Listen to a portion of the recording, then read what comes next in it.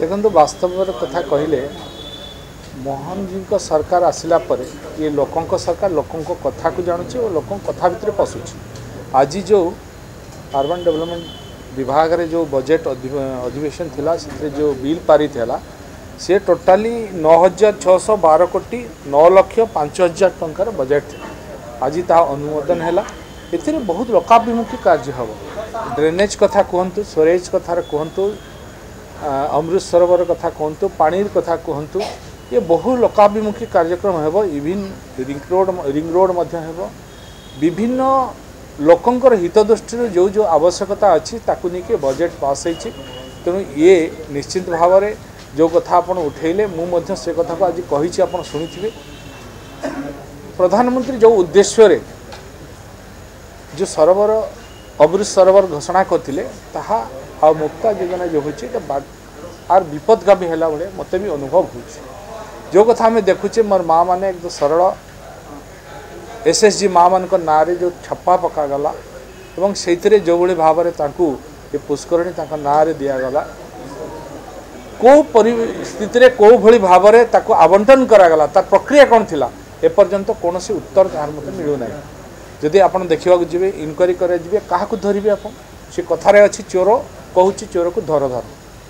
चोर भल भाव जानी सी धरा पड़ो ना से एमती कर सरल निरीह माँ मान ना जो भली मात्र सुपरविजन चार्ज 7.5% देकी बाकी हजार हजार कोटी टंकार चलू कर ठिकादार। तेणु ये एक गुरुत्वपूर्ण घटना या आगामी दिन में निश्चित भाव में तर्जमा करा रियली आप देखते एलआरसी नाम रे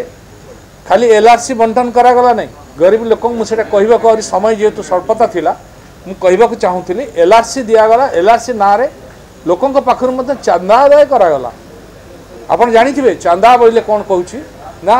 तोर एत जगह अच्छी तू एतकी टंका डिपोजिट कर से माने कौन तार कहीं टंका जमा कर जड़े गरीब लोक कौटू सी बेचारा केते कष्ट से टंका जमा देछि आमर बाबू सिंह महाशय जो कथा कहले आप शुणिथे से कौन रेसिडेंशियल सर्टिफिकेट पाई पार्छ ना कौन पाई पार्छ से जगार कौन लोन पाई परिवो कौन ता द्वारा से पाई पारुछि किंतु हजार हजार कोटी टंका कोटी कोटी टंका मध्य से आदाय करागला। ये एक चांदा नुह तो कौन कह गरीब लोकर आवश्यकता अच्छी आज बस्ती बासिंदा आवश्यकता अच्छी तेणु तांको स्वार्थ को देखिकी आमको मध्य योजना तैयारी करवार थिला सेमाने जेमती उन्नत धरणर व्यवस्था पाई परिबे उन्नत धरणर जलीय पानीय जल पाइबे स्टोरेज पाइबे रोड पाइबे ये सबुर कथा देखिकी तांको पाई व्यवस्था करवार थिला। तेणु आम सरकार मोहन माझी सरकार डबल इंजिन सरकार माननीय यशस्वी प्रधानमंत्री सरकार ये सरकार मिलित भाव में निश्चित भाव में आगामी दिन में बस्ती बासिंदा साधारण लोकंकर कथा को शुणव और से व्यवस्था कर देखो से उपरे तो बर्तमान किसी कहीहब ना विचार विमर्श पर माननीय मुख्यमंत्री संगे आलोचना कला तार सत्यता अनुधान कला हाथी पड़े।